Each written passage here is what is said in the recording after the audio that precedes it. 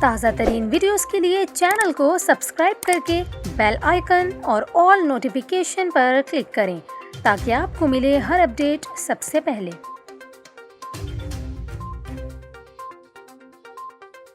اور ابھی آپ کو بتائیں، سندھ ہائی کورٹ نے کراچی میں ایک اور غیر قانونی عمارت گرانے کا حکم دے دیا۔ سندھ ہائی کورٹ میں M P R colony Baloch Goth میں غیر قانونی تعمیرات سے متعلق کیس کی سماعت ہوئی۔ دوران سماعت سندھ بلڈنگ کنٹرول اتھارٹی نے جواب جمع کرایا، جس میں بتایا گیا کہ بلڈر نے بغیر منظوری کے تعمیرات کی ہیں۔